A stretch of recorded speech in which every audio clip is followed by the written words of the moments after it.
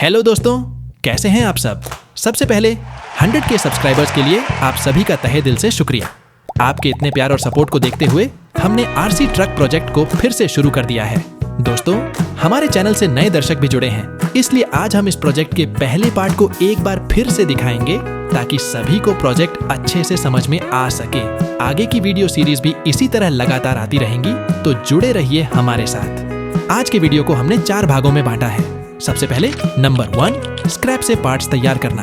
Number 2, सभी parts की welding और कमानियों को तैयार करना। फिर नंबर 3, सभी पार्ट्स पर पेंट करना। और आखिर में नंबर 4, सभी पार्ट्स को जोड़कर असेंबल करना। इन 4 स्टेप्स में हम आपको पूरा प्रोसेस दिखाएंगे ताकि आप अच्छे से समझ सकें कि ये आरसी ट्रक कैसे बन रहा है। इस वीडियो को बनाने में बहुत मेहनत लगी है, तो कृपया इसे पूरा जरूर देखें। तो दोस्तों, बिना देर किए शुरू करते हैं। दोस्तों, चेसिस बनाने के लिए मैं पुराने पाइप का इस्तेमाल कर रहा हूँ, जो काफी समय से हमारी छत पर पड़े थे।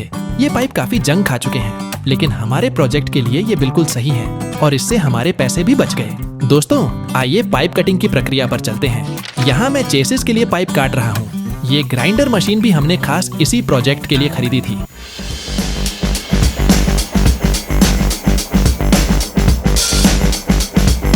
दोस्तों, हमने मुख्य लंबाई को काट लिया है और ये पाइप वाकई में काफी जंग लगे हुए हैं।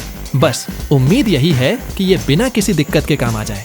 एक एक करके हमने सभी पार्ट्स काट लिए हैं। दोस्तों, चेसिस के डायमेंशन आप स्क्रीन पर देख सकते हैं। चलिए अब वेल्डिंग की प्रक्रिया पर चलते हैं। दोस्तों, चेसिस को वेल्डिंग करवाने के लिए हम वेल्डिंग शॉप पर आए हैं। यहाँ चेसिस को वेल्ड भी करेंगे और कमानी भी बनाएंगे। हमारे पास मशीन नहीं है, वरना यह काम घर पर ही कर लेते। दोस्तों, यहाँ हम मेटल शीट पर मार्किंग करके उसे छोटे छोटे स्क्वायर पीस में काट रहे हैं। इसके बाद ये मेटल शीट चेसिस पर वेल्ड की जाएगी।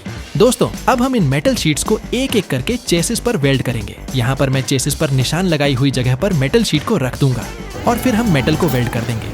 हमें ऐसे 8 मेटल शीट्स को वेल्ड करना है।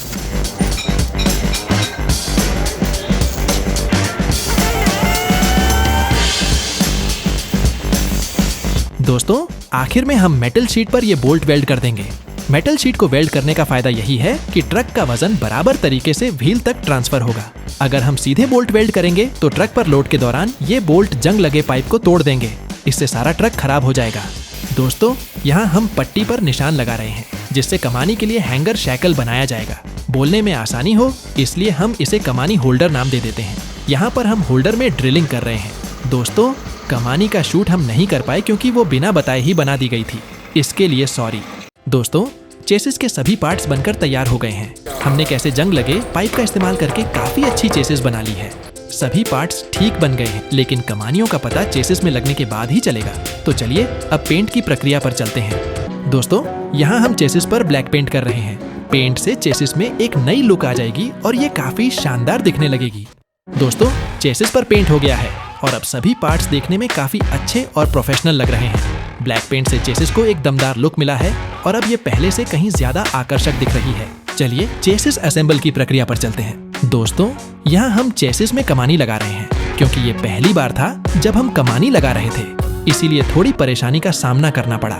लेकिन धीरे धीरे समझ आने के बाद हमने इसे सही से फिट कर दिया। ठीक इसी तरह बाकी की सारी कमानी भी लगा दी। अब आखिरकार हमारी चेसिस पूरी तरह से तैयार हो चुकी है और आगे के स्टेप्स के लिए रेडी है। दोस्तों, यहाँ पर आप कमानी को अच्छे से काम करते हुए देख सकते हैं। दोस्तों, इस पार्ट में इतना ही। वीडियो को लाइक और कमेंट करना न भूलें ताकि हम दूसरा पार्ट बनाने में जरा भी हिचकिचाएं ना। वीडियो देखने के लिए शुक्रिया। जल्दी मिलते हैं नए वीडियो के साथ।